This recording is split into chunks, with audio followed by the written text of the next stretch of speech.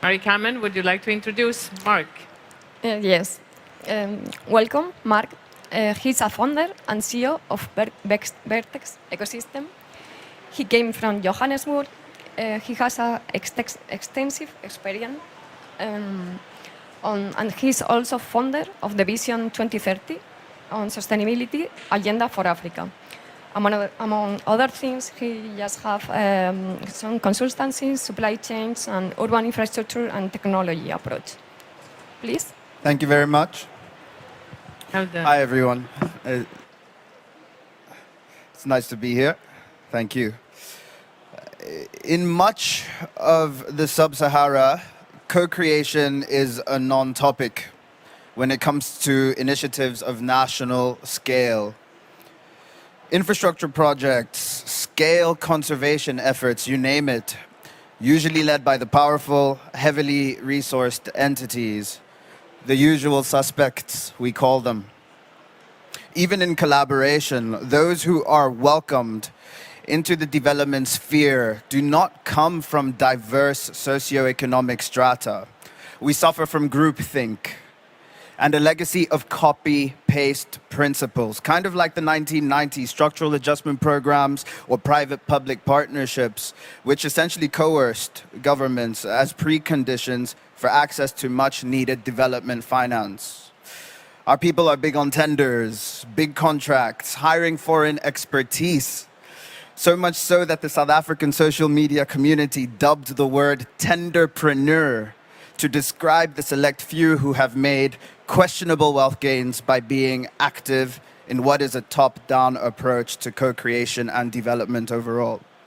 From the poorest, least developed to the wealthiest and exemplary economies, I feel we are all guilty of sustaining exclusive knowledge production institutions and projecting their epistemologies onto other, often less resourced groups and communities. I'm here because, by virtue of where I'm from, I too form part of a population who faces this subjugation or exclusion in the design of infrastructure and interventions like nature-based solutions. I'm interested in how to move into processes that solve this. What works for us is a concept called co-naturing. It requires local leadership, which is perhaps the most obvious aspect of this. But more profoundly, it is about local ownership, design, participatory transfers of knowledge, integration of local and indigenous principles, learned by residents who have lived these realities, learned by residents who have lived these realities for generations, and it echoes the bottom-up moniker.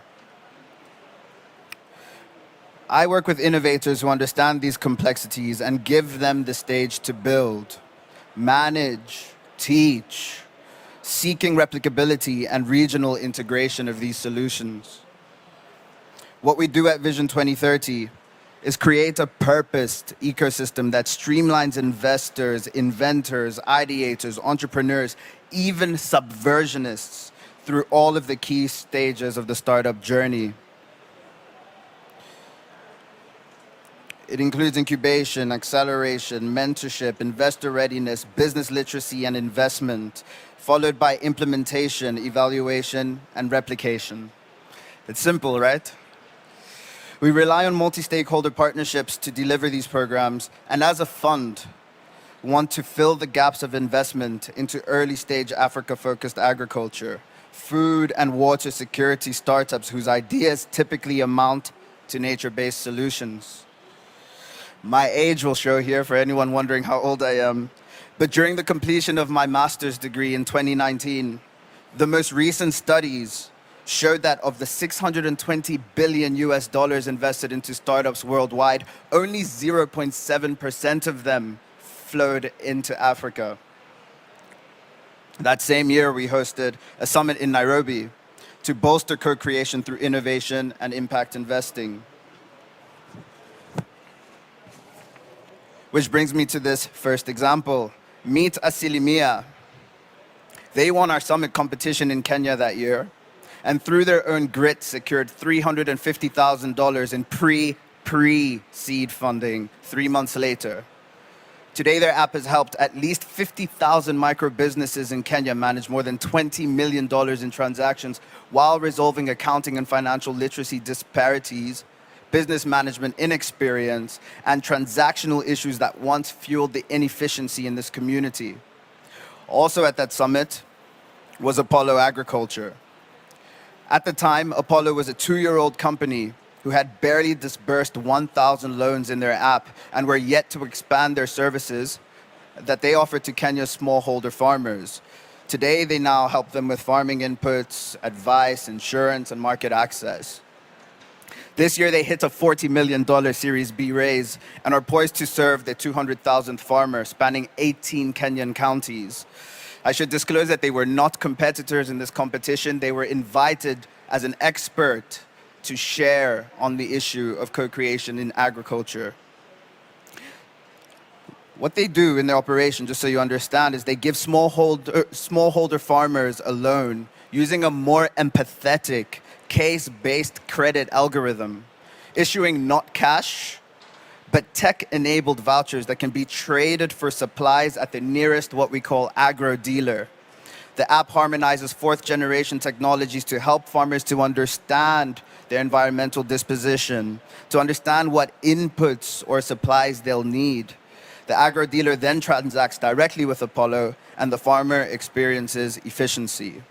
Farmers are posting 200 to 300% increases as we speak. With that, and what it taught me and what I want to share with you today is that co-naturing and co-creation can look different and should look different wherever you go. That's why we cannot anticipate what the next Asilimia or Apollo could be.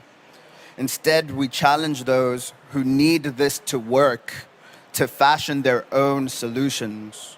Then we make real, collaborative, impactful change, benefiting communities, benefiting their environment, and benefiting our planet.